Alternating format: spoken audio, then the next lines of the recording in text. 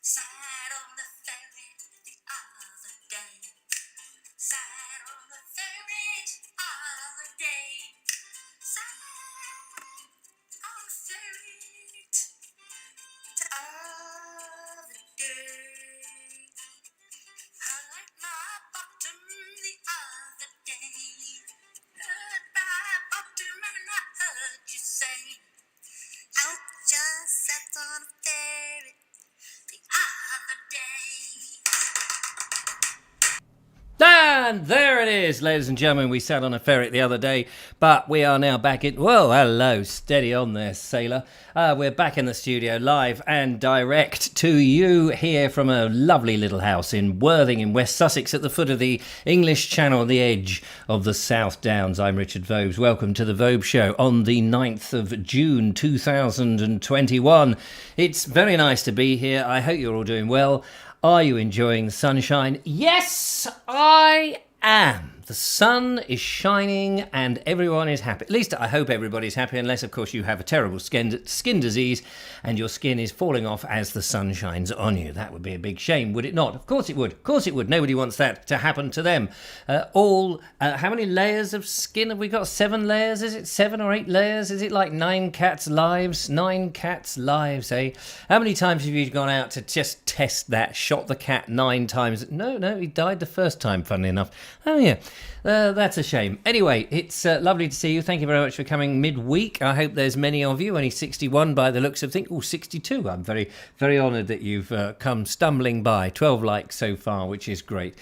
We had the Ferret song, waiting for Dave Avad's great lengthy version of that, in which the lovely Julia and I will be putting some crazy lyrics to it, and of course making an LP for Christmas.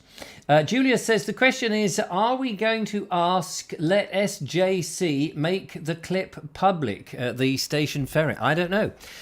He did post it, I believe, to the Board Explorer group, and I was about to comment on it, and then it disappeared as I was right. It said, no, the post is no longer here. It vanished. I don't know where it vanished to, but we do have a version of it, so there we go. And if I get bored at any time, I can at least sing that wonderful song. Anyway, let's find out who is out there in the Vobosphere. We do have a few folks, I know. Folks, yes. Let's go and have a look. I'm going to do that in a slightly different way today. I'm going to go and see if I can do this. Oh, here we are, look. Let's have a little scrolly down. Oh, it's not very big, but I'm sorry about you can't see it. So lovely, Julia. Hello to you. Ernie Samet, very nice. Where in Sussex is also there. Mark G, hello to you. Tall Podge Rog and Kerry Baldwin, Anna Jones, Station Master's Choice. We also have out there Glyn Horton. We have, of course, did I say G Ramps? He's definitely out there in whatever land he is. Dave Avad is also there. Andrew, I don't know why I've got headphones on, actually. I've got these headphones on. I don't really need them, do I? David, not unless you call, that is. Dave Avad is also out there. Andrew Norris, Jeff and Mandy, Michael White, Ford Nutt, very good to see you. Jackie Lowe, Alan Sandell. Daniel Watkins, Patrick Brooks, hello to you. Care for a Jelly Baby is also there. His Lordship, Jeffrey Harrison. Ron Lanley, KP is also there. Sean Ford may have mentioned that. Sean James Cameron is in there, and he says live from the allotment. Robert Croser and Dougie Warbucks. If you've not said hello in the chat, then I can't possibly say hello to you because I don't know you're there. But that seems to be everybody that I can see. And you're very welcome, midweek hit. Still warm where I am, but I think that where in Sussex, the wonderful Steve Pilfold has said that there are clouds of mist gathering. Does it mean that it's going to be a misty day tomorrow? Oh, I hope not. Now, I don't know if any of you are YouTube creators out there, but I had a funny thing. I went out filming today, got a lovely video for you tomorrow. It's another Sussex border walk. I know you've been waiting for a Sussex border walk for bloody ages. Well, I finally got one, got it online, fiddled around with some other bits and bobs, went to just see if it had processed and was all ready. And there was a copyright claim on one track of the music. What? All my music that I get comes from a very lovely and very professional music library, which I have joined, paid my money, and downloaded many of the tunes that I use in there. And, you know, when you get to a certain level, you've got to keep the quality high, I believe. So I did all that. It's a track that I've used on several others. It's a lovely track. I do enjoy it. And it said it had a copyright claim. And I went, no, it hasn't, mate. No, you're talking rubbish. It hasn't got a copyright claim at all. So I went into the music library and I said, hang on, let's have a look at all the music I've downloaded. I'll find the name of the track. And so I found the name of the track that I had on my hard drive because I downloaded it. That's what you're supposed to do. Download it, use it, blah, blah, blah. And I went to find it to see if there was a reference number or whatever on the library. And it's been removed. They've removed it. They didn't tell me. Now some other company has that track, called it a different name, and now I've got a copyright thing on it. So after the show this evening, before I can release the video tomorrow, because I do want to earn that £25,000 that every time somebody views it, I get. You know, I have a portfolio of money. You know, a big money bag that I'm. Where is that big money bag? I don't know. Anyway, so I've got to now find another track and re-encode the blooming video, then upload it, and then do all the, the usual thumbnail. So I'm a bit pissed off by that. You would think that a professional company, if they remove a track, there must be thousands of YouTube users who've downloaded that particular track. They not bother to say, oh, by the way, you can no longer use that track. And now I need to trawl through all my older YouTube videos to see if I'm going to get copyright claims for having used it in the past. It just doesn't seem fair. Anyway, none of that. You may notice that in a video recently I went to go and purchase a new pair of glasses. I still haven't got them yet. I've got to go and pick them up. But I don't know if they're ready. They haven't notified me. They said it by the middle of the week. It is the middle of the week now. But hopefully Friday I will pick them up. So there we go.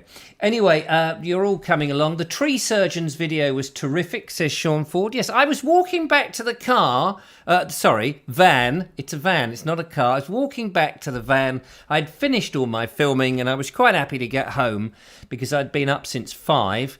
I know many of you get up earlier than that. I know you're all holier than me.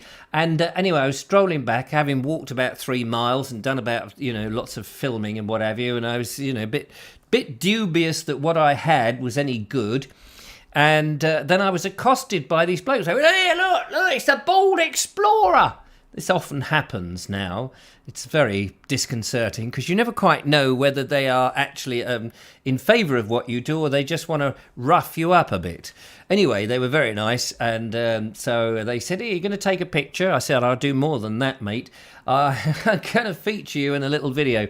So I just turned the camera on and the gimbal, and we did what we did. And if you haven't seen it, it's on the YouTube channel on boardexplorer.com, where, by the way, you can support this channel by throwing a little bit of money in my way. Just make sure that the £500 notes are genuine. Can't respectively change things, surely. They can't. Well, you wouldn't have thought so, would you? I will go and check before I rejig the edit. That because I have had this in the past where I've had a copyright claim only immediately after I'd uploaded it, and then it cleared automatically because some bright spark went, "Don't you know that's with the so-and-so production library? That's cleared, you know." Oh, I'm new at the job. I didn't realise. So I'm rather hoping that it will clear, but if it doesn't clear by tonight, you know, it means that there's no monetization on the whole video.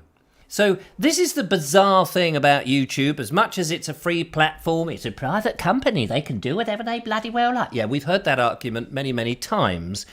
But the thing about it is, it's very annoying because you can have one tiny little bit that there's a copyright claim and suddenly you can't earn money on the whole video. The video could be an hour and a half and there could be 1 minute of that is something that you've inadvertently done, and suddenly, instead of just like that 1 minute you can't claim your percentage of your income from, it's the whole damn video. Seems very unfair. And to be honest with you, I think we do need another platform, another successful platform, because it does seem that there is little free speech. You can't say what you like. You've got to be within these certain boundaries. And if you accidentally make mistakes, you get penalised.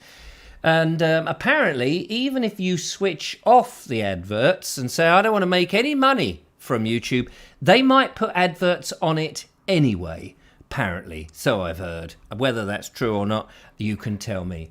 The Syrup Explorer. Yes, thanks. I don't know what that's about. Jackie HW says, "Hear, hear, Richard." Thank you. Very kind. Station Master's Choice says, "I don't see how YouTube can put a copyright claim on a chap that was used before the things changed." Well, you wouldn't have thought so, but it's not them. It's the new copyright owners. And they said it's a different name. It's got a different name than the track. But I looked on the whole of this library, and the track that I had used, which I downloaded, and I know I got it from them because it says on the on the WAV file that I downloaded in the info, it tells you all the stuff. So it's very bizarre. You could call it VobeTube. Yeah, that would be good, wouldn't it? Wrong Lanley says, yes, they do too many. Mark's Adventure says, "Yup, we need to take away the bullies of YouTube. A load of Berkshire hunts." I'm not quite sure what he means by that. Syrup of Figs says Michael White. Wigs! Sean's Allotment says, "The rules that are anyone can have adverts on whether you are in the partnership program or not. And if you're not in the partnership program, presumably the money goes all to YouTube if they stick the adverts on anyway. So you're doomed whatever way you are." We do need another platform. There doesn't seem to be any other platforms out there. I didn't quite understand when the ex, I daren't say his word because I know people get upset, but when Trump was kicked off of Facebook and said, "Well, I'm going to set up my own social media," I did think, oh, that would be good, maybe. But of course, it's not just the social media thing. You actually need to have an equivalent to the Amazon, whatever, it's not Amazon itself, but the Amazon server farm. Because if they kick you off that, then you can't deliver it to everybody. So, and I thought, well, he's got a lot of money, that Trump. Maybe he will set up the equivalent of, spend $1 billion or so and make an independent server farm where people can say whatever they damn well like. But in the end, he didn't do that, so it's a bit of a shame. YouTube are now putting ads on all qualifying videos, so you don't monetize them. Make YouTube make money. Yeah, so you might as well try and do it. Wherever you go, says Michael White, we will follow. Yes, I've noticed that. There's always a bunch of people outside my house with pitchforks. I get slightly concerned about that. Mark's Adventure says, "I'm not sure how that works." What about TikTok? Yeah, what about it? I did used to have a grandfather clock, but I sold it. No, I think TikTok is for the NHS, isn't it? In between COVID patients, if I remember rightly. What else here? The rules are, yes, that's it. Don't watch Emmerdale, Kerry B. Apparently, he's a dead ringer. Seath's my dad, whatever that means. They're all talking in code again. Train Spotter Twitch, TikTok rather, or Tok Tick. The clock is ticking for TikTok, I feel. I'm sure that's a thing. Read that. Taking money under false pretenses if they took money for it, yet took the product anyway. Well, I don't know. Anyway, that's my experience. I don't know if you've had an experience. Don't forget, you can call the show on 0793 4746 790. Get it off your chest. And we're not talking about bras. Get it off your chest and have a chat to the old Vobes one-eyed Kenobi. Do you think Freedom Day is coming? Do you think we will be moving the goalposts and have to wait yet another 2 weeks or another month? Yeah, I think we're most likely to do. I don't think that government power will release us from all of this. What else have we got there? Please don't leave YouTube, says Elaine Whitlock. It's my only connection to you on my phone. No, I'm not going to. There's nowhere else to go, is there? I've watched people over the years say things like, I'm leaving YouTube. I'm leaving it. And then they give you a web address that we're going to be here. And then that's it. They disappear for a bit and then they come on and then they start going, oh, by the way, I've left YouTube, but you can find me here. And you go, yeah, but you're not going to, you just have to be on YouTube. There is no competition. There's no point setting up somewhere else. So what do? Station Master's Choice thinks it's going to be August. I think you're probably right, mate. I don't like being a pessimistic, but we can't trust Boris, says the salty train spotter. That's also true. I don't know. It's not Boris, is it? It's Boris and the others. Hi, everyone. Sorry I'm late, says Joanna Jones. No problem at all. Move the Goalposts is sponsored by Chelsea FC. Yeah, probably is. I once went to Chelsea FC's headquarters I think they're in Chelsea, aren't they? Or are they in Fulham? Where they have very plush things. I remember having to go there for a corporate thing completely unrelated to football. I once was employed one time in Watford, at the Watford football ground they had the box, like the Royal box or something, a corporate box, big box. And there was a whole bunch of people there and we were in this box and part of our job was to entertain the crowd for I don't know what reason as they came in and sat down to watch an important football match, obviously. And so we went around the crowd trying to entertain them in whatever way. And then when it came to half time, is it half time or the interval, whatever it is that you call it in football, when the interval came and they all went off to the pie shop and people were going, who ate all the pies? I remember we had to rush out again and entertain the crowd. In the meantime, obviously, we were allowed to watch the match. Well, after the interval, I said they didn't want us at the end, you see. So I said, oh, is it all right to go now? He said, well, don't you want to watch the match to the end? I said, no, not really. I'm not a football fan. Don't like the guy. I said, plus the fact, best time to get out is that they're all watching the match. The car park will be clear. I'll be able to get out of here. So that's what I did. Elton John is on the board of directors of Watford. Well, I imagine that he had a lovely time there. Is he the one that burnt a candle in the wind, or is it another geezer? Can't remember now. Did that candle in the wind one? Candle in the wind's not much chance. It's a silly lyric, isn't it, really? You need a blowtorch, I think, in the wind. Sean Baltimore says, why do people try and barge into elevators when other people are trying to get out? Can we discuss elevator etiquette? Yes, of course. We can discuss it. Why do they? It's the same, isn't it? It's the same when people are getting out of trains. Everybody's getting out of trains and people are going, come on, get out of the bloody way. I want to get on. And people are wrenched out, often from the wrong side of the train onto the live platform, which is a bit unusual when it's a steam train, but there you are. And it's also the same, isn't it? Every time, what was the place I was at the other day? And you're waiting for something and people are coming out and you're desperate to go. It's cinema. You go to I haven't been to the cinema for a long time, I admit it. There's too many of them bugs flying around. But when I last went to the cinema, you know, that they click your ticket and in you go, and people are just still coming out. I've been to the cinema and the end credits are still going, wait a minute, I've been shortchanged. You're not going to put the film... Yeah, it's all right, mate. We'll put the film on again. You just have to wait, won't you? Station Master's Choice says the battle of Stamford Bridge was where Harold defeated his brother Tostig. Was he on TikTok? And the Danes, before told there was a bunch of Normans camped out in his courtyard eating Weetabix. Yes, and so he marched down, didn't he, the night before, didn't stop at a travel lodge once. Quite what Stamford Bridge has got to do with it. That's up in Yorkshire, isn't it? Cinema, do they still have them? Says Mark. Yes, apparently they do still have them. Although, of course, people are so used to watching films on their 600-foot plasma LCD EDF screens at home. I'm sure they won't be going to the cinemas anywhere. Rachel T.S. says, sorry I'm late. I missed the best song ever. Apparently, you sat on a ferret? A ferret? What? Excuse me. What is a ferret? I don't know. A ferret. Yes, apparently I did sit on a ferret. Ron Langley says, what was it like when you went on the train from Shoreham to Brighton? What was it like? Well, it's a sort of tubular thing with these sliding doors. You don't get to slam them anymore. And not only that, you can't just bring the windows down, which is a bit of a shame. I used to like, you had to click it, didn't you? And then bring it down. It's not the same. All the old mime artists who trained in the 1980s were trained up on... See what I did there? Trained up, get it? Yeah, and all. I think you still have those on the underground.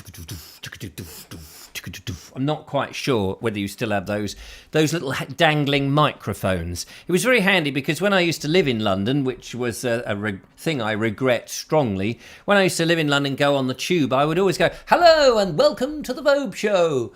And people would look at me as if I was really mad. And I'd say, well, you don't look at me. You've got your own blooming microphone. Go and sing into that. And there would be all sorts of people. There'd be some people up there going, I sat on a ferret the other day. And that's where I got the lyrics from, but don't tell them, of course. Station Master's Choice says, Choice often had a pint in the Swordsman pub. Choice, oh yeah, by the River Derwent. That was beside the bridge where the Berserker allegedly defended it. I'm not quite sure what he's on about. Has he been on the Razzmatazz? Someone has. People still look at you that way. I'm sure they do still look at me in that way. No strap hangers here, says Ray of Hope. They're all in Westminster, are they? That's good. Mark says you're probably not allowed more than one now. Definitely not more than one. Toss Tig. You can try saying that. Toss Tig and the Northern Earls calls the loss of the country Tostig. Yes. Did they manage to eat more than three? I'm not quite sure what they're on about. We got kicked out of a pub in Eastbourne. When I say we, well, I wasn't a member of it, for interviewing people with the hose of a fire extinguisher. We didn't set it off, but they didn't appreciate it and they had to trot off. Hidden microphone, you see. Hidden microphone. Would you like to speak into this extinguisher? What, were you, by any chance, dressed up as a Dalek? We will extinguish you. We will extinguish you. I will obey. You must obey. I already said I will obey. Why are you not obeying then? I am obeying. I am just arguing my point with you. Well, you must stop arguing your point with me. Why? Well, I am superior, Dalek. You're not. I got stripes the other day. No, you didn't. Oh, yes, I did. No, yes, no, yes, no, yes. What? Hey, What a palaver. Anyway, Anyone fancy a curry? Says, no, not really. By the way, I don't know if anybody heard this the other day. I heard this on a radio programme that linseed oil, sunflower oil, and some of these other seed-based oils are not very good for you. In fact, they were manufactured by an engineer for tractors originally. That's what I heard. And that actually any food, it's in all sorts of foods, this, the vegetable oil and sunflower oil and all of this nonsense. Apparently it's bad for you, very bad for you. And you're better off, if you're going to fry up something, is to use good old-fashioned lard. I don't know if you ever heard that. How is Eric? Let's hear from him, says Toolpod Rog. Yeah, he's very well, thank you. We may come back on the show a little bit later. Scary monsters just then, very scary. Vobes show. Richard was around my dad's on Monday. I wasn't round your dad's. I wasn't. I was here on Monday, sitting on a ferret, and I showed him your show. And when you started dancing and singing, he looked at me very funny. I'm sure he doesn't appreciate my sort of humour. Not many people do. You've got to understand that. I think your neighbours will hear you. I'm sure my neighbours can hear me. They're there with the glass on the wall going, oh, he's on again. Shall we ring up the local loony bin now? Are we allowed to say loony bin? Is that one of the words that have been curtailed from our, we're all now very, very PC. Although, of course, some of us are, not me, of course, are Apple Macintosh. Michael says, going to seed oil is what I'm on. Fair enough. And Sean says, I've been eating oils all my life. There's nothing wrong with my forelegs. Of course, they look very smooth, I have to say. Not a hair on them. And Snacklifter says, my curry has dinged. I don't know what that means. By now, I'm leaving Richard in charge. Good for you. That's very kind. I use butter when I can, says Station Master's Choice. Olive oil is all right. Olive oil is a better alternative, much more healthy, apparently. Not that I use rapeseed oil. Don't use rapeseed oil. That's supposed to be very bad. But it's in all sorts of things. It's in everything, isn't it? You can't get anything without all these nasty things in them. Basically, anything that's not actually picked by you from something raw. We've all got to go over to Andrew Norris's house in Croatia and grab a handful of something healthy. Then you're all going to die in a horrible, agonising death. And I can't help it. It's not my fault. Alexa, have you sat on a ferret today? Oh, yes, that's a good question. I wonder what Alexa will say, says Mark Burgess. Olive oil is very healthy, says Mark Stevens. Yes, very, very healthy, especially if it's actually squeezed from olives. I'm too hairy. I look like the wild man of Borneo without my clothing. What is the wild man of Borneo? What does he look like? I mean, it's all very well comparing yourself to the wild man of Borneo, but if we don't know what the wild man of Borneo looks like, we don't really have a comparison. Check your email, Richard, while playing a video. I can check my email without playing a video. I am very multi-skilled about that. Live from the allotment. He says, if you want a quick video link, if you can, send me the link. What do you think I'm desperate for content? Is that what you're saying? Are you implying I can sit here and just waffle about nothing for? I mean, I know we'll lose listeners loads, but we will try. I'll send you the link shortly, and we'll see if we can go live, ladies and gentlemen. Hang on, live to the allotment with Sean James. But first, it is time. Yes, it is. No, stop mucking about. It is time. No, I said it is time. Will you stop it, please? It is time, gentlemen and ladies, and anybody underage, to go and have a look at a video. Yes, indeed. Let's have a little gander. And in the video box today... No, not that one. No. Definitely not that. We have, for your delectation... No. Please, stop it. I'm not playing that again. Whatever you do, you can't make me.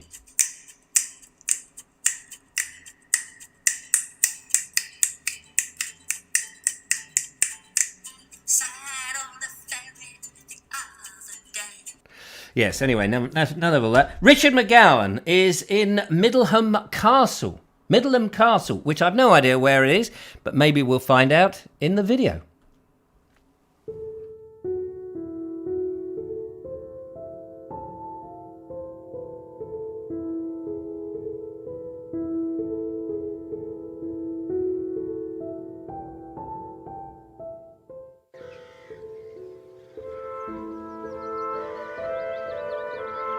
So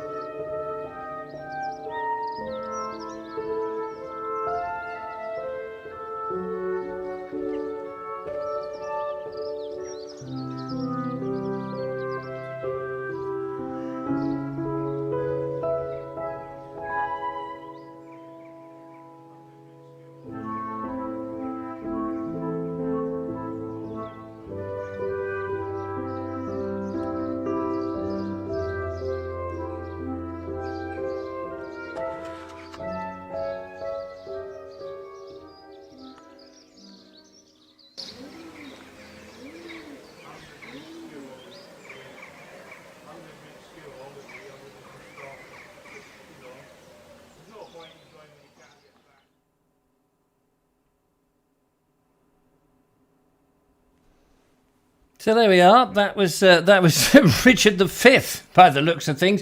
Richard V's castle. Very nice. Thank you very much. Sorry about the bloody train. I don't know whether you heard that come through. That was because I was trying to link up with Sean James Cameron in the allotment, which he is actually there. And I forgot to mute him. And as I did that, anyway, you may have heard that. But that was brilliant. Thank you so much. That was Richard McGowan. That Richard's castle up there, Middleham Castle, wherever Middleham Castle is. But anyway, thank you very much for that. Marvellous stuff. Now, let's see if we can get Sean in on the show. Now, I've got to do this in some special way. Let's bring him, unmute him and add him to the scene. And there he is. I need to put my headphones on, see if I can hear him. He is live. From London. You what? Live from London. Live from London, ladies and gentlemen. How are you, Sean James Cameron? Live from London in what looks like the beautiful weather, and I'm just watering my petunias. Oh, they're very nice. It looks like you're next to a Punch and Judy booth, like the British the Union flag there. I feel there's a resurgence coming of people who are starting to take pride again in being in Great Britain. So that's what the flags are all for. Well, they look great, absolutely fantastic. And have other people on the allotment commented? No. Oh. How long have they been up? Oh, about 6 months. Oh, right, okay. They're doing well then, aren't they? I've been busy picking some sweet peas this evening. Yes. But it's nice and cool now because it's been quite a nice warm day today. In fact, a bit too hot for me. A bit too hot. So what have you been doing? Sitting inside your cool shed with a nice Pims or something? I've been in my shed and I've got a rocking machine, a rocking chair, Oh, rocking machine. a rocking machine. It makes rocks. Hey, baby, you bang the rocks together. Yeah, no, that sounds good. Got some information just in case you get caught in the blitz. So it tells you all of what to do. In the blitz. Yes, and we've got the gas mask ready for the invasion. Oh, yeah. What's that picture behind you?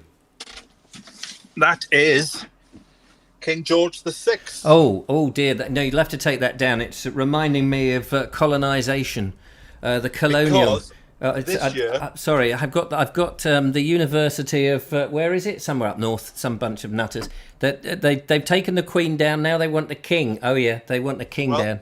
If you would like a cup of tea in my shed, you've got to have a coronation mug from King George the Sixth. Ah, isn't that like? Is that the Queen's mother?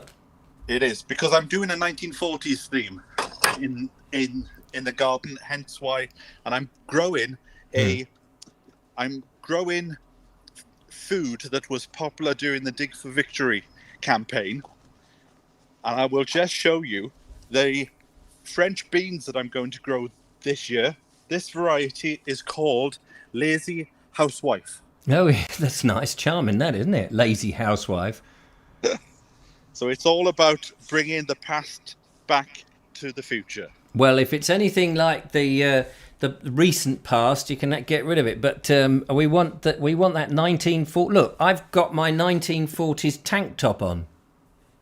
Well, get your flags out. I've got there's a flag here, and it's the right way round. Thank you very much. Yes, no. Now, is there any hurricanes or Spitfires overhead? Well, we are close to Biggin Hill, so sometimes when they have the 1940s weekend, we do get things flying over, and I'm hoping to film them the next time that it happens. Yeah. Oh, well, that's a good idea. You'll be able to get on the roof with one of those anti-aircraft guns and take out the Jerrys. I was actually in Wanstead Flats last night. It's not my fault. You can't blame me. And what goes on in Wanstead Flats is between you and whoever else was in there. You can't pin that on us. Somebody told me that during the war, that's where they had the barrage balloons. And during the, was it the Olympic Games were in Stratford? What, during the war? No, about, was it 10 years ago, the Olympic Games? I'm sorry, is that people running around doing sporty things? I don't get involved in any of that nonsense. Apparently, they put the missiles up of a high-rise flat. The missiles?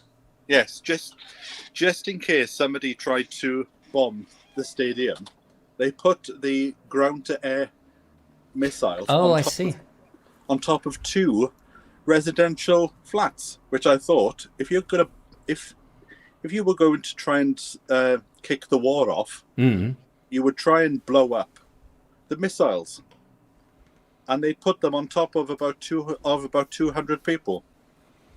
So they didn't care about them. No, clearly, you become. So I thought I would do a quick live just to show you the plot, and before I go home, because it's getting a bit cold now. I think it's a fish and chip night tonight. I think. Well, it's Wednesday. You can't have. That's not very traditional, is it? Did they have fish and chips during the war? There's a war on, Richard. That's very true. I'm afraid you've been credited as Julia Hartley. No disrespect to the lovely Julia. I could be dead by Friday. You know, there's a war on. Yes, that's true. Well, let's hope that it doesn't come to that. Live action. Look at that. 1940s train there, by the looks of things, with yellow doors. Of course, they had plenty of those, and electrics, and no smoke. Anyway. Yeah, careful. I'm going to fall through my shed. God. Yeah, don't fall through the shed. You might end up on Gallifrey or somewhere. Right, I couldn't hear what you said then because I had to wait for the train to go past. Oh, yeah, sorry about that. Let me say some more then. What? Well, it's been lovely for you to join us live on the show.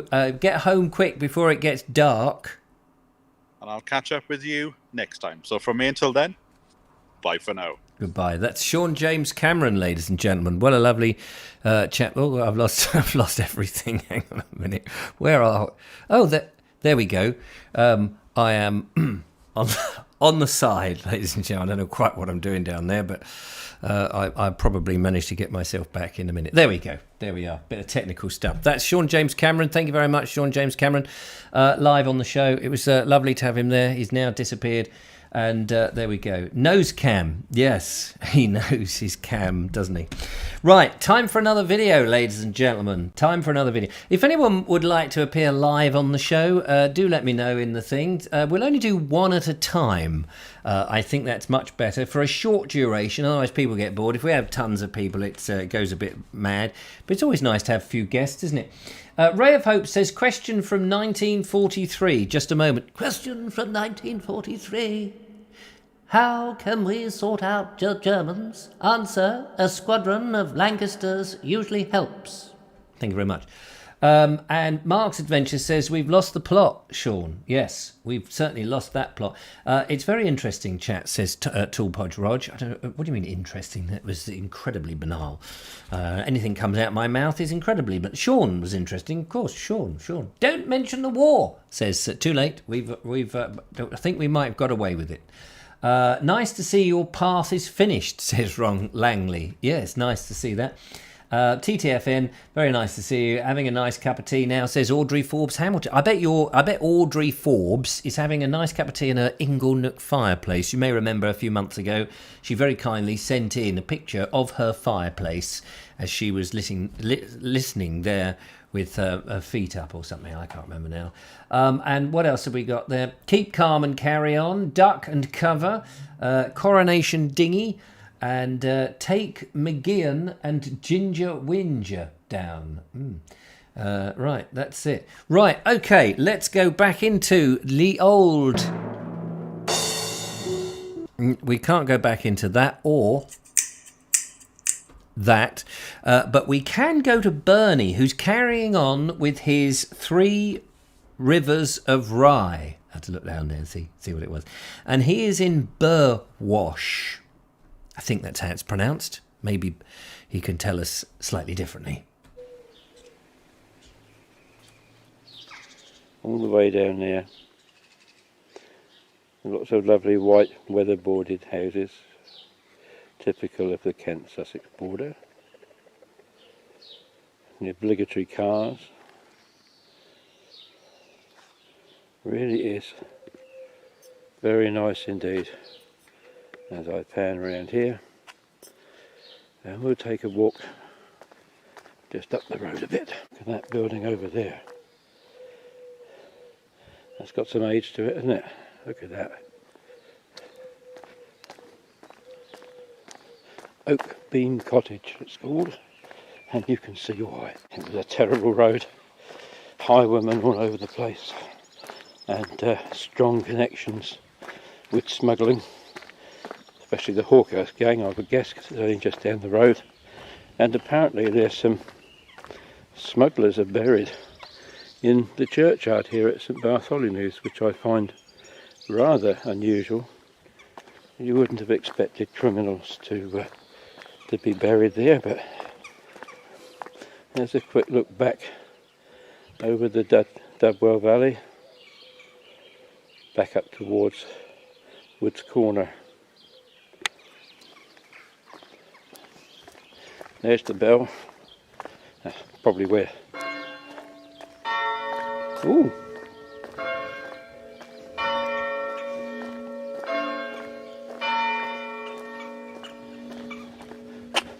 And that is the bell of St Bartholomew's Church, which is telling us that it's 6:15 on Sunday morning, the 30th of May 2021. Unusual shape to some of these. 1868, that grave there.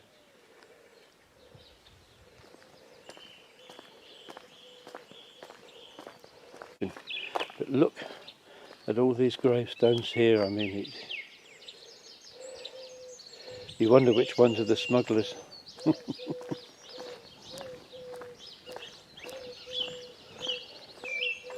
I'm looking at this cross here.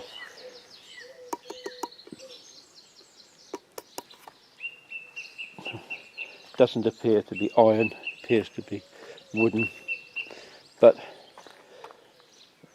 there is ironwork on a lot of graves in churchyards around here, iron slabs, etc., etc., from the iron industry. The Romans had an iron industry here, and it's largely died out for a while after the Saxons arrived. They brought their own methods of ironwork, and over time it lapsed. And then in the 16th, 17th and 18th centuries it had a resurgence, and the Sussex ironworks were, well, they were renowned for the quality of their products. Just wanted you to see this lovely church. What a prominent position. You can imagine the bells ringing and calling people to worship, but look at these lovely properties here.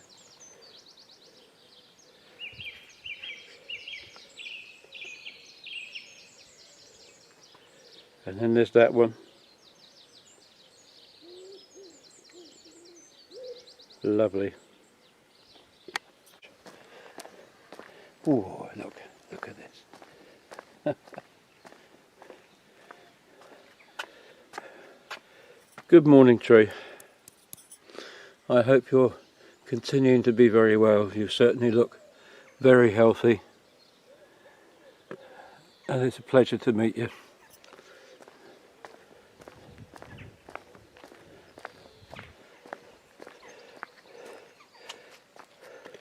There. Can't quite get all of it in up to the top of the tower, but look at the side there, that's very nice. And it's probably built with local ironstone, which would be the natural choice. Well, how about that, ladies and gentlemen? I don't know why I had my headphones on listening to that, but there you are, I did. Marvellous stuff. Some of those properties, there was one property you did a thing, I would nearly wanted to go back and have a look at it, because it looked like it had UPVC double glazed windows in it, which just seems so inappropriate for it, but maybe that was just a trick of the light. Lovely, absolutely lovely, lovely to see that.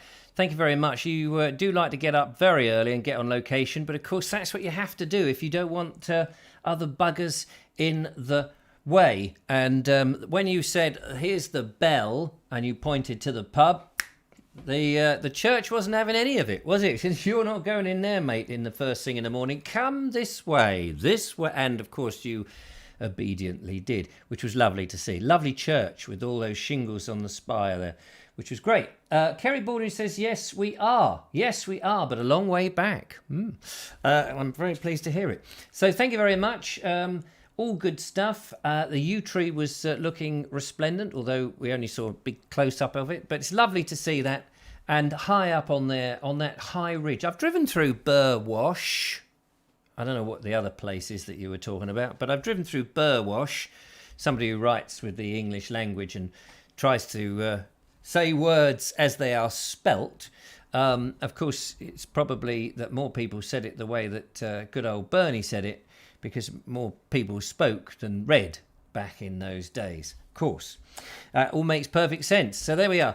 Lovely jubbly. Now, don't forget, you can give us a call live on the show in between the videos. 0793 474 6790 is the number. Give us a call and have a nit-nat chatty-wat with me, the bald-headed brat, and we can have a good old noggin together, whatever that means. Sensible Paul says, I remember when I was a lad. Yeah, good for you. And he says that there used to be an outward bound place for schools. Yes, if only all schools were outward bound, as kids we wouldn't have to go to them.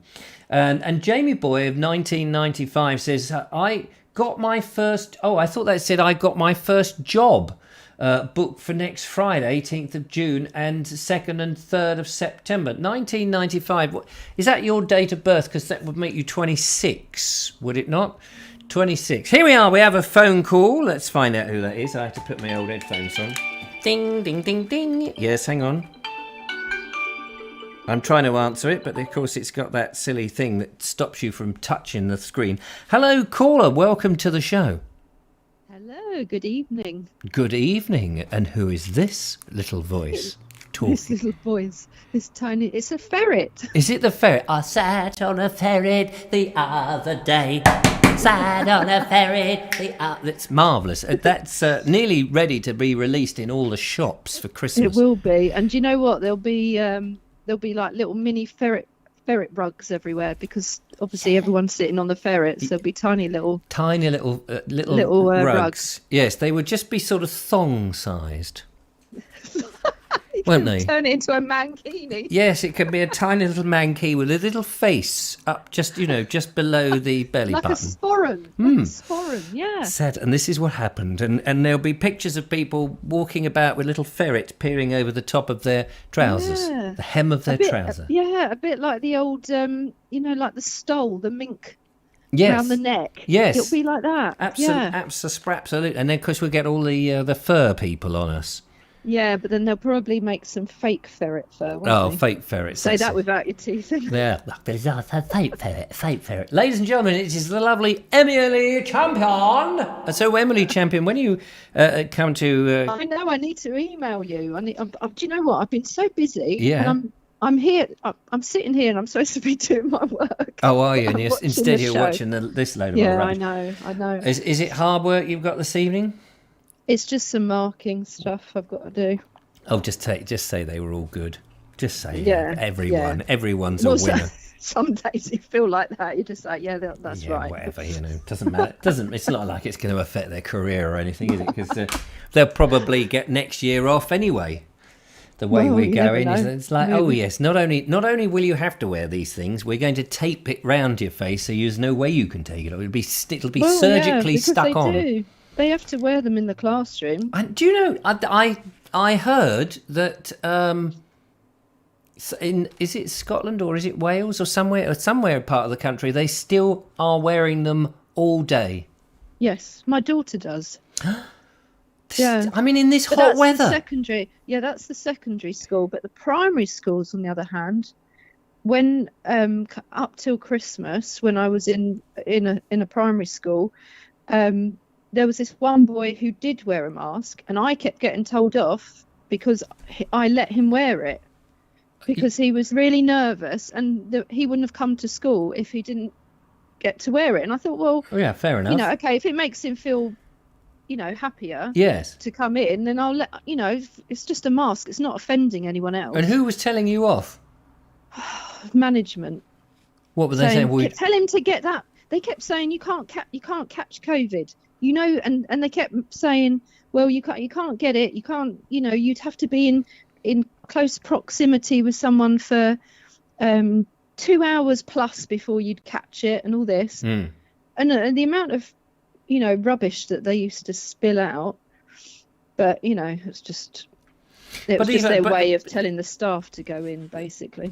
Yeah, so you've got extremes on on both sides, haven't you? You've got those people that are saying, "Oh golly, you can't, walk out the door, and you've got to be enclosed in your car with the windows up, with your mask on, mask on, which is silly." Or you've got the others going, "Yes, you've got to, you'd have to sit next to them, wrap them around like a ferret on your bottom for at least 3 hours before anything trends." So you've got both sides of this, which is ridiculous. But of course, and that's the thing. I'm kind of in the middle. And I can see it from both sides, but when it becomes extreme, it really infuriates me. Yeah, and poor little Johnny, if he wants to wear, this is the thing. I mean, I don't advocate them. I don't think there's any evidence. I haven't seen any evidence, and I've been looking for it. I don't think there's any evidence that they do any good. I think they're more likely to do harm. However, it's a personal choice. It is mandated by the government, which is dreadful. And I'm hoping on the 21st they actually say, look, okay, you don't have to have that. Because I just think it's bad for kids.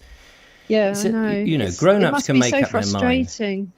But if they're frightened and they have been terrified, they should, and if it makes them able to... It should be a choice thing, yeah. I mean, as long as he's not bullied by the other kids. No, they didn't even notice. They didn't even bat an eyelid. It was some of the staff members who were they just couldn't get it out of their heads. They were like, "Why is he still wearing the mask?" I'm like, get over it. Yeah, it's like, when they go on this kind of trip about the uniform, his socks aren't long enough or something. There's people like that. But in schools. we don't live in a perfect world where everybody can No. conform to everything that everybody else wants. It's ridiculous. I know, as long as they turn up, that's the main thing. So Because this boy hadn't even been out of the house the whole time. Gosh. Yeah. Literally, school was the only time he'd been out of his house. That's dreadful for a way. And he lived in a flat. Oh my God. Can you imagine that? No. He was in his flat for 6 months. He never even came out. So his parents must be petrified. Yeah, they were. Yeah. This is the level that the government have done. They have really frightened people. And when it's over, when the death rate is zero, and we're having weeks of zeros or ones, or there will still be people who will be so frightened they will not know what to do. And it is hard. Yeah. And I get it. That is the sad part, is that people have been very easily manipulated. And my worry here is that the government will think for other things, not just this government, but future governments will go, do you see how easily that they were manipulated? Because they didn't think that we would do it, did they? They didn't think the first time flatten the curve for 3 weeks, or we better just put the frighteners on them a bit. But by golly, and it's been relentless. And people have just gone, oh yes, I am conditioned, I will obey. They've not. And whilst I respect everybody has their own thoughts on this thing, but if you look at the wider picture of the power that a government suddenly realises it can have, it can do, exactly, and that it can mandate against people hugging. Or seeing your parents. What's that all about? It's like saying you can. I don't want to hug anyone. Why do I now have to hug someone? No. But they said you couldn't. If you. I just think that what we haven't realised is, yes, there's a pandemic, and what have you, and it affects certain people. I get all of that, but that they have to write into law that you can't see your parents. And I just think isn't it? That's going a bit too far. If you said that 2 years ago, that you would have laughed. We will vote in a government in which there'll be a situation, there'll be a flu thing that will affect people over 82, and there's a 96% chance of everybody recovering, but a few people would blah blah blah. But that you won't be allowed to hug a loved one. You won't be able, you'll have to wear, you'd go, you are joke, we're British, exactly. we're not going to do this. And I think that's the thing that frightens me more than the fact that we've had this pandemic and what have you, that we, or the public mostly, and they're still in fear. And it's going to take forever to get them out of fear. Exactly. And it won't be till the new generation come in. They won't have that experience, so it'll probably start to filter back out. The only way I can see it is this is like coming out of the Second World War or the First World War. People would have felt would they have believed, oh, okay, you get told that the war's over, but surely there'd be people thinking, are you sure? And in the beginning, people probably wouldn't have done what they were supposed to have done. You get given these leaflets and things like that. It's almost like that for us. It's our war, isn't it? Well, yeah. I mean, I wonder if, once they heard that Hitler had shot himself, it's like, oh, well, that's a relief, But then think of the Japanese who carried on fighting the war, or was it the Japanese or whoever? Yeah. Carried on fighting the war because they didn't know it had finished, Yeah, try and tell everybody. What if there's someone out there when COVID finishes, they're still wearing a mask like 10 years later? Well, I think that people will be wearing them. I think that we will, because the thing is, we will always hear this story that the NHS is overwhelmed during the winter, because we've had that for 10 years or more. Yeah. We've always heard, oh yes, it's the winter, and it's because it's always been a thing. We've got a lot of people, and they're always under-resourced, and the influenza gets a lot of people, pneumonia, but this time it'll be and people will go. Exactly. And we all used to make fun of the people that wear their masks, didn't we? Like years ago. Yeah. Think, why are they always wearing their masks? Is it a fashion statement? Well, it's kind of a bit of a virtue signalling statement now, I think. People are saying, look at me, I'm being good, you're not being good. That's like the sticker, isn't it? When you get the sticker from the jab. Why do you have to have a sticker? What do you? Do you get a sticker? Well, apparently you get a sticker. What are you supposed to do with the sticker? But that's the sort of thing you get from the dentist when you're 5, isn't it? Yeah. It's not just for kids then? That's another form of, look what I've done. I'm going to wear my sticker. And then they're trying to get other people through you. That's one stage down from the passports, isn't it? The COVID passport, the health passport. You've got a sticker. It's like that's a cheaper version than a digital whole rollout of that. But if we can get everybody wearing their sticker, I've had a COVID. La la la. But there's people posting it on Facebook. Look at my sticker and stuff. Oh no, are they? Yeah. I try to avoid all the social media. I mean, I post my stuff, and then I bog off. Ferrets. Yeah, I sit on a ferret for the rest of the day. That's the best way of getting through this, because I don't listen to mainstream media because they're going to frighten the thing. I stopped listening to Boris's. I don't watch the news. Yeah. I find it too. I don't know. My husband thinks I'm mad. I've never liked watching the news. I don't know what it is. I find it all so personal and upsetting that I actually feel like I need to do something about it, and it becomes very stressful. You take the guilt, don't you? You take the guilt and the worry. This is the funny thing, isn't it? Years ago, before television and before radio, things would be happening across the world. Yeah, that you don't know. And you don't know. And if you didn't read the paper that 3 weeks ago it happened, and it was like, oh, well, it's 3 weeks ago, I can't do anything about it. And now we'll get, these kids, and there'll be pictures of them with their big bellies. No, they're not pregnant. They're all starving. Yeah. And you go, oh, my God, I feel dreadful about that. Yeah. And whereas for centuries, we didn't know. We didn't know what was happening in the next village. No. We didn't care. No, you wouldn't. No. And now we have everybody's care on our conscience. I know. And that stresses me out. I mean, I know what I need to know. I know enough. And that's it. I remember the news, as a kid, and I used to just think, oh, I can't cope with this. This is too much. And even when I became an adult, I was like, I just don't need to watch this, because I just felt like I needed to do something or help someone, and I just couldn't do it. Well, I can't do it. You can't help everyone.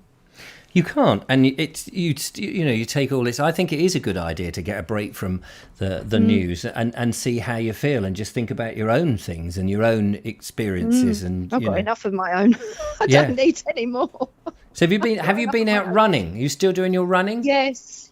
I was supposed to go this morning, but I had quite a bit of work to do. But I go out pretty much every day. I do about 6 miles a day. Wow. That's a short run. That's a short one, is it? That's my quick run. Yeah, that's 6 miles. That's what I do on the. That's the school run. Is it? It's a school run. It literally is the school run. Is it? I drop off my youngest, and then I do a big loop. So do they run with you then? No, I walk down, because the school is. I know you're 3, but come on, we're going. We literally run down the road. God blimey. And then I drop her off, and then I go. Yeah. But I had a injury on Monday when I had this will make you laugh. Hope so. I don't know why I did it. I had in my mind that I was gonna, because when I go out running, I like to do like slightly different routes every time. I'm very adventurous, and I think to myself, right, instead of doing a right, I'm going to do a left this time. Okay. So I wanted to do a bit of a shortcut, but I couldn't remember the shortcut, so I did a shortcut of the shortcut, which meant that I ended up in this bush. And I couldn't get out of the bush. What do you mean you ended up in a bush? What? Were you like running over the countryside? I'm sure it's through this. If I go through this, through this tree, just the other side. Wait a minute, this isn't just a tree. Yeah. Oh my And goodness. the hill became really steep. So to stop myself sliding all the way down, Yeah. I grabbed hold of this tree. I didn't realise it was a hawthorn tree, and it totally lacerated my fingers, which I didn't notice because obviously it's thorny. Yes. As I started to clamber back up the hill, I was like, what the hell is on my hands? And I thought, if anyone comes past and me coming out of the bush with blood all over my hands, they're going to think I've killed someone. Yeah, there we are. The slaughterer. So I had to run all the way home with tissues across my hands. Yeah, which God. looked a bit suspicious, I should think. Yeah.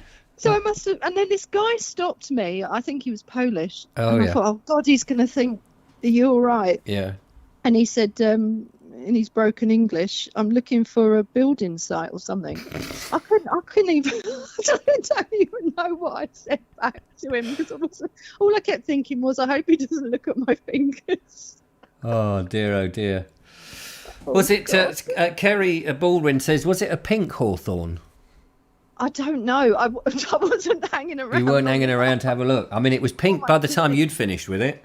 Yeah, exactly. Do you know what the most annoying thing is? Is I wear this. I have a it's like a waistcoat gilet thing which clips on. It's like a proper trail running get up thing. Yeah, It's hark got at you all buying pockets. into all the stuff. I know, but you know what? It's got a secret whistle in it, Oh, is it? and yeah, and Secret I whistle. usually put a little. Get the dogs. Come on, dogs. Here, come on, dogs from all over the. I've lost the dog in the bush. Oh, you've lost the dog in the bush, but don't worry, you've got the secret whistle. Is that what is that? The secret whistle, is that to sort of fend off attackers? Yeah. But you know what? It's such a small whistle that if you put too much of your mouth over it, you actually cover up the hole where the pee is. Oh, So you don't want to cover the hole where the pee is. For goodness sake. and then nothing comes out, so it just makes a fart sound. Well, that might be enough. They could get rid of the attacker. Oh, she's farted. Yeah, I'm sorry, off. I'm not having that. Yeah, exactly. it's an Well, out. anyway, so I have this jacket thing. Yes. And I normally have a first aid kit in there, but you know what? That very morning, I thought, I don't need a Won't first need. aid Well, I kit. need And that. lit- I'm I not going to threw it go on the tearing through the floor. bushes, am I? Oh, what an idiot. Absolute idiot. And So- I kept telling myself off as I was coming out of this bush. God. Well, I'm impressed that you do 6 miles. What is if that's a short one? What is a sort of longish one? Well, can be anything from, I don't know. So that would be, what's that? Six miles. Is It's just a quick question. coming up. That's coming up to, yeah, no, I know it's coming up to 10k. So anything 10k or above. I don't know what K's really. I can't Okay, measure a K. Right. So 5k is 3.1 miles. Yes. And then obviously double that for 10k. So that's 6. 6.2. Yeah. So anything over 6.2 miles would be a longer run. Well, clearly, but I mean, what are we But talking? We're then- not talking 100, 200. I mean, 1,000 No, would be a long I'd run, say- but no, of course. No, Just- I'd it's say anything, but for me, if I go out on a practice run, it will be between that 6 miles and 13 miles. blimey, 13. And how long will 13 miles take you? It takes about 2 hours. Does it? And are you then dead for the rest of the day? No, I'm not actually. In the beginning, when I was doing it, because I was always a runner, Yeah. and obviously you build up, and I was always doing 100 and 200 meters, and then I left to go play rugby. So did rugby for years, and then I went back to running, and I'd never really done long distance running at all. So for me, it was very hard to get the mindset of you're not sprinting, you're going to need to keep your stamina up, and that for me was really difficult. But I persevered with it, and it became easier and easier. The more I did it, I felt fine afterwards. But it's not until, because I then trained as an England athletics coach as well, and I train. I take out every week parents with their buggies for running. Gosh. So I do that, and it's not until I run with them that I realise how far I'd come, because obviously I work with beginners, so that I really notice the difference when I'm working with the beginners.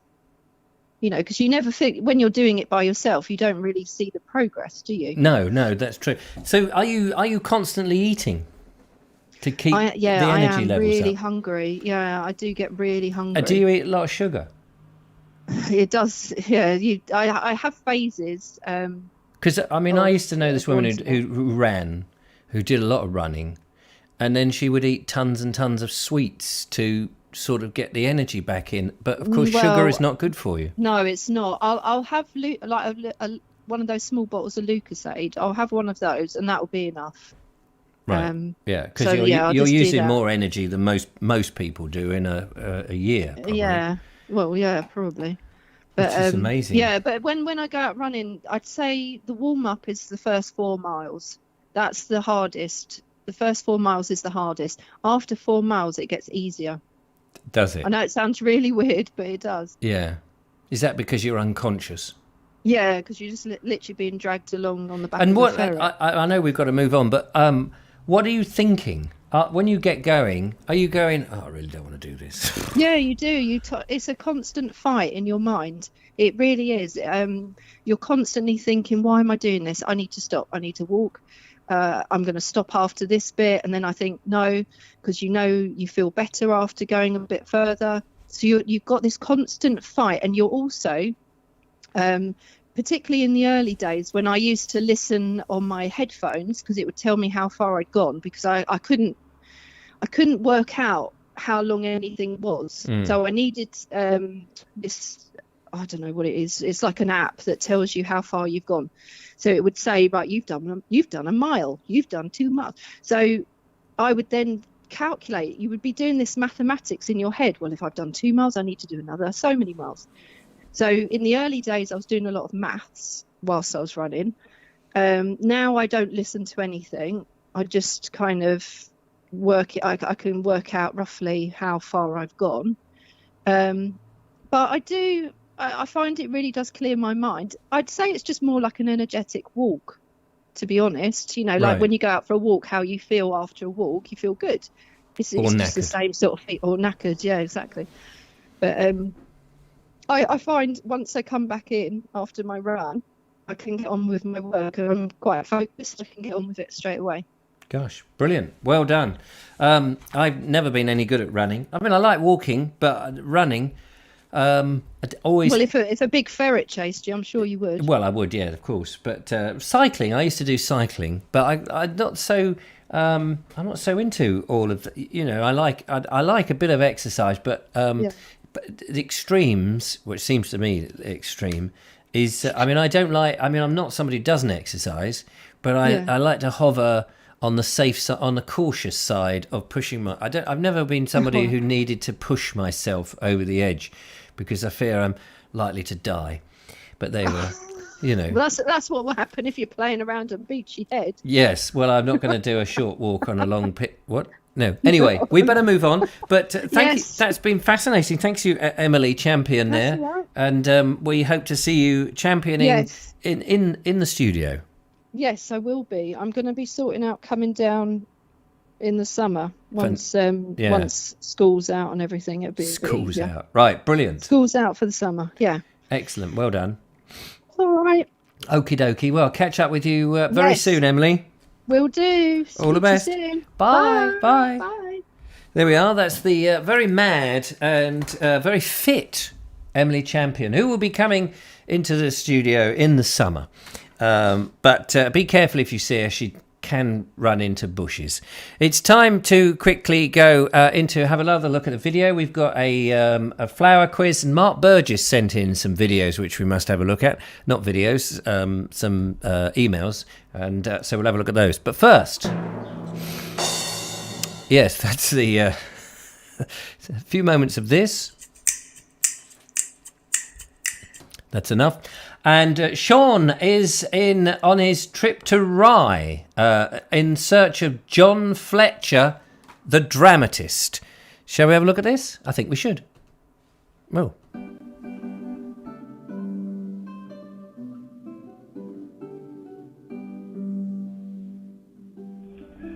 A friends, and welcome to this video, which isn't a discovery walk today, but is actually a little visit to Rye with the missus. Hi everyone. Hello. So we've John Fletcher is the theme today, so we're going to go for lunch on John Fletcher, so I'll tell you all about him shortly. And also we're going to go for a little walk around the churchyard, so this is what's going to happen after our little eat. Been coming to Rye for years actually. Very old town, ancient town of Rye. Rye, I think, gets its word from Ree or something, an old English word, or particular language, but it means bank. It used to be an island. Rye used to be an island. So it has water all around it, from Chelsea over there. It's part of the 5 ports, the cinq ports, as we pronounce it. I think it's French, isn't it? So cinq ports, although we say cinq ports. And yeah, the church is 12th century. Loads of history. So mainly about John Fletcher today, of course, is he not as famous as Shakespeare, but he was in his day. He worked for Shakespeare. They worked on a play together, Henry VIII and a couple of others. And then when Shakespeare passed on, Fletcher continued for 9 years, entertaining people with the King's Men, which was the sort of like royal acting players that employed by King James I. So the actors, you know, very famous actors. William Barbage, I think, comes to mind. Anyway, Fletcher, very famous in his day, sadly shadowed now by Shakespeare, and some of his plays. He did a sequel to Taming of the Shrew called The Tamer Tamed, or The Woman's something, I can't remember the end of the word now. But I've just gone and bought one of his plays actually, and The Faithful Shepherdess, which looks very, very good. I haven't got the light on me very well here, I just realised, sorry about that. I'm all in shadow. All in shadow.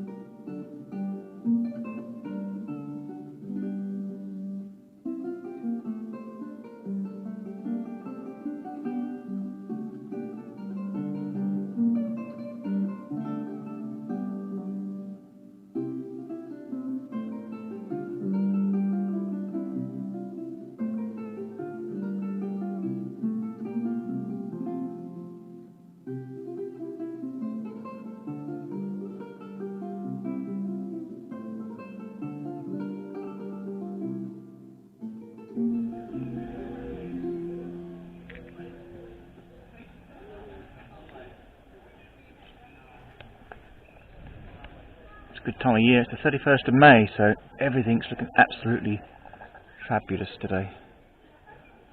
And I'm quoting British sitcom motif for some reason, but it is absolutely fabulous.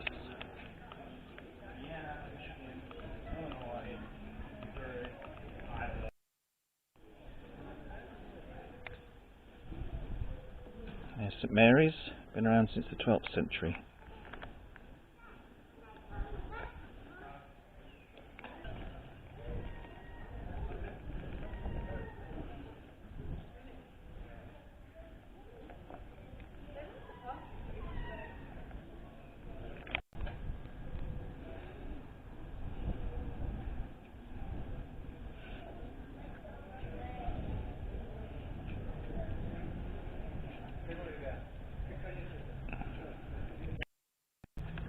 Take a picture of me on here. In a moment. She who must be obeyed. Then I'll take a picture of you and Georgie.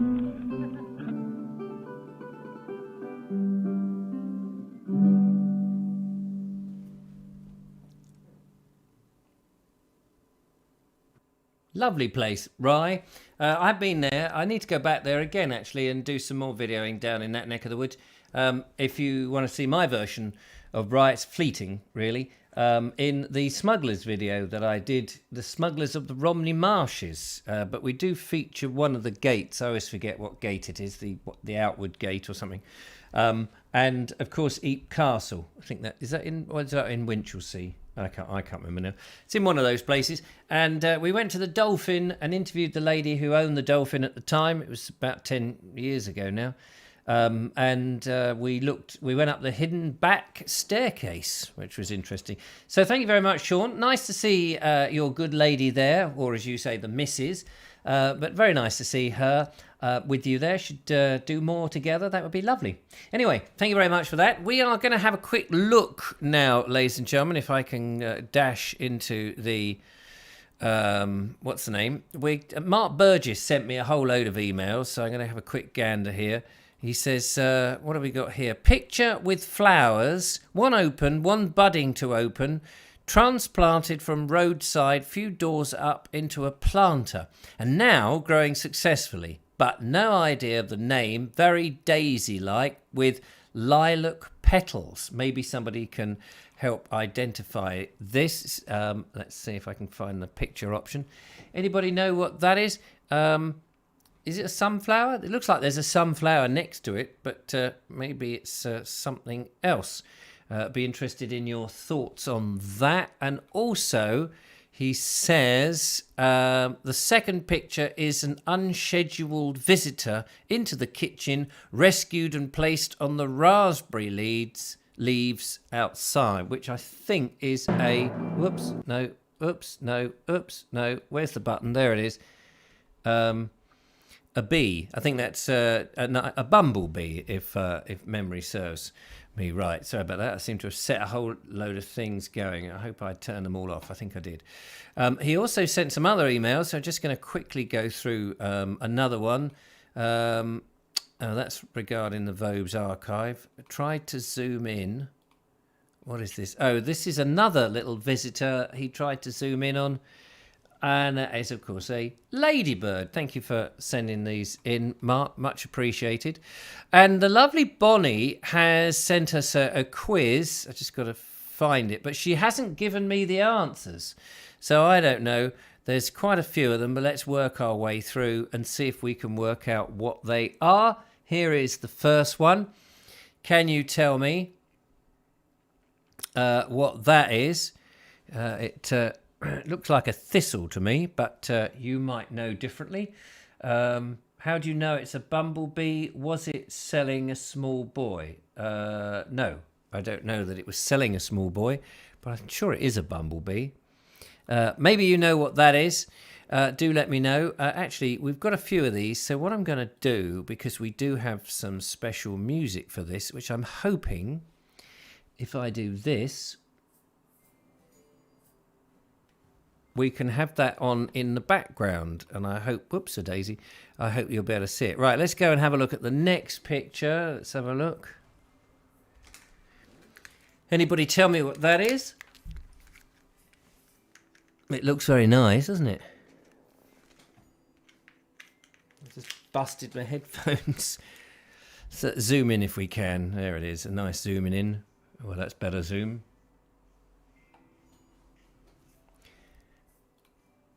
Here's the next one. Don't think we've had that one before. No idea what it is. But can you tell me?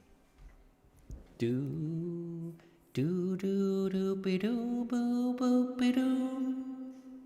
Sat on a ferret, sat on a ferret. And what about this? I've got these in my garden. Actually, they're quite tall. I like these. Can't remember the name off the hand. It's something. Oh, I did look this one up ages ago. Last year, I used to have a lot of these.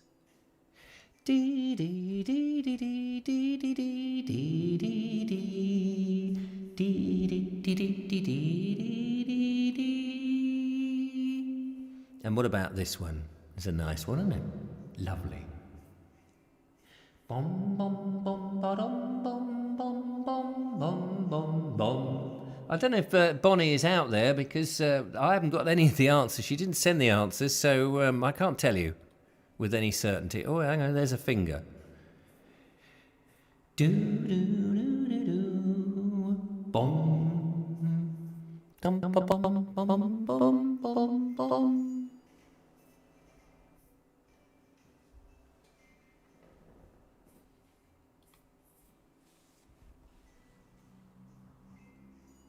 We had that one the other day. Isn't that the one, something crosses, wasn't it? Yellow crosses or devil's crosses? Something like that, something cross.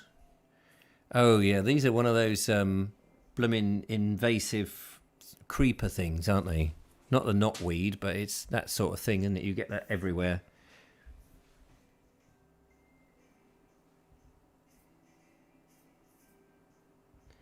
Sean Ford says you could sing Sat on a Ferret to the tune of Nights in White Satin as a romantic slow version. Yeah, I'll have to try that one. What about that one? That's nice, isn't it? Sat on a ferret, ferret, do. And here, look at that. Oh, that isn't that dogs? That's dog, not dog whistle. That's dog something, isn't it? That one, I recognise that. That's dog flower, dog something, dog end. I think that's the last one of the videos there, ladies and gentlemen. Do boo boopy doo boo boopy doo. Was it that last one? Yeah, that's the last one. There we go. Nice, isn't it?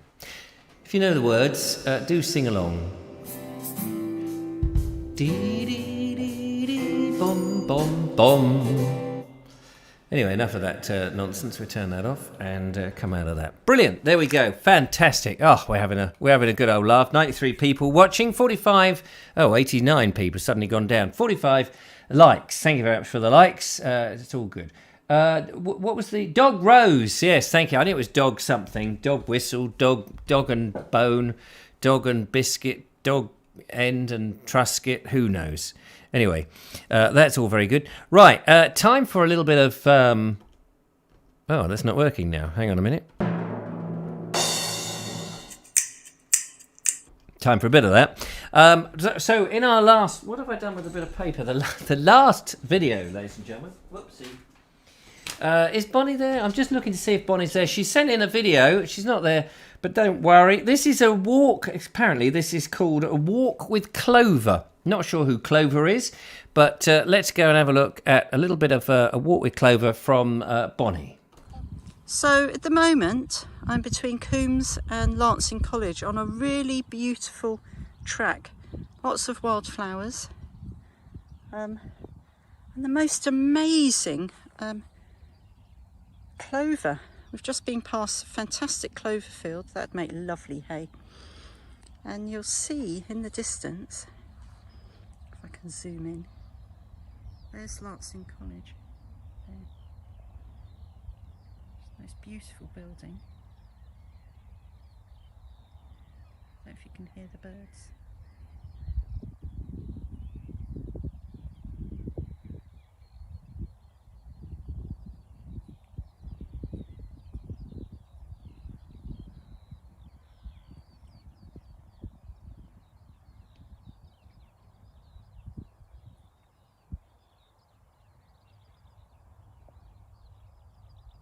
The path is just fantastic.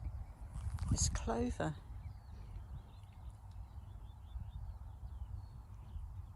There was some red pimpernel. We've seen some blue butterflies and a red admiral. There's my walking partner Jean, who usually leads the walks because I never know where I am. Over there is the quarry. We walked up over there a couple of weeks ago. There will be a new flower quiz for the Vobes show based on the flowers that I've seen during this walk.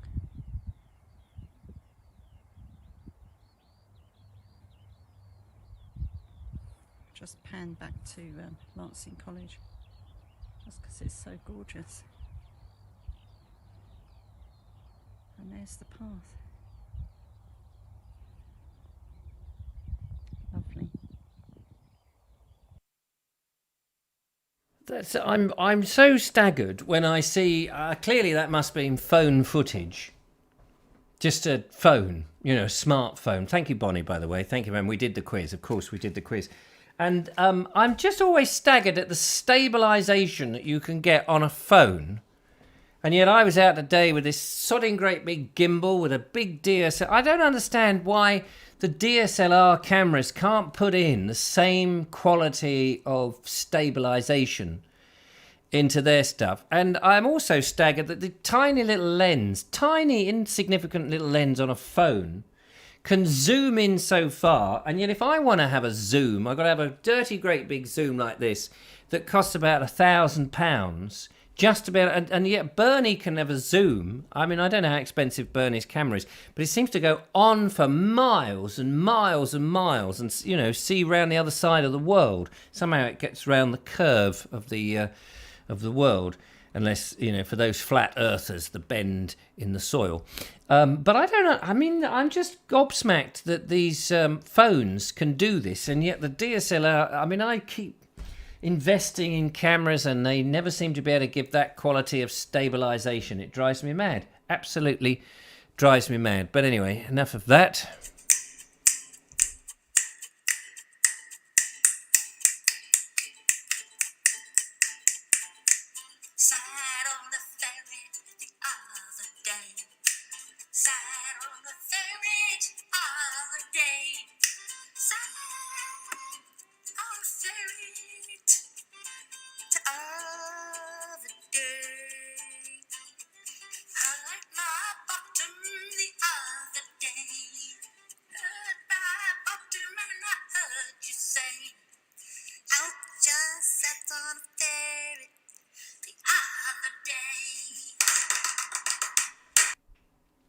Had to play it. We will get over it at some point. Station Master's Choice says, my camera is just a plain old Canon Legria. That's a strange name, isn't it? A Canon Legria. A 32 time optical zoom up to 57 times digitally enhanced. Cost about 220. I don't understand why I pay so much money for something. I find churches peaceful, smoothing places. Just a minute, he just said he didn't find them smoothing. I saw his comment earlier. He said, I don't find them smoothing. Julia's expression is hilarious when she looks at Richard. Julia's expression, whenever I am on a moment of madness, is always hilarious. But that's it, ladies and gentlemen. It's 9:30. Thank you very much for joining me. It's been great fun. All good stuff. Julia will be back, albeit remotely, on Friday. We will do all this again. Maybe we will have some more merriment. Who knows? Thanks to Richard McGowan for Middleham's Castle, or Richard's the Fifth's Castle. I'm looking forward to moving in there, although please fix the roof first. Bernie, thanks for the 3 Rivers of Rye down there in Burwash, or Berish, as you prefer to call it. Sean, to his lovely trip to Rye down there looking for John Fletcher, the dramatist, and Bonnie for her walk with all that marvellous clover, which is superb.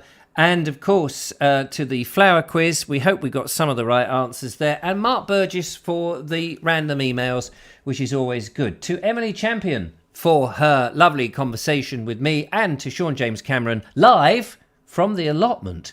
So we've had fun on this Wednesday evening. I've now got to go and try and find another piece of music to put on my video for tomorrow, so that you can have the Sussex border path with an appropriate piece of music, which enables me to earn a few bob for the effort that one goes to do it. If you have enjoyed the show and want to support the shows, keep it going to help put a shilling in the meter. Don't forget to go to baldexplorer.com, where you can make a small donation of several £1,000s. It all helps to keep this show going. It's much appreciated. But until next time, from the one-eyed mad fool who's sitting here pressing the buttons and what have you, take care. Thank you very much. Till next time, goodbye.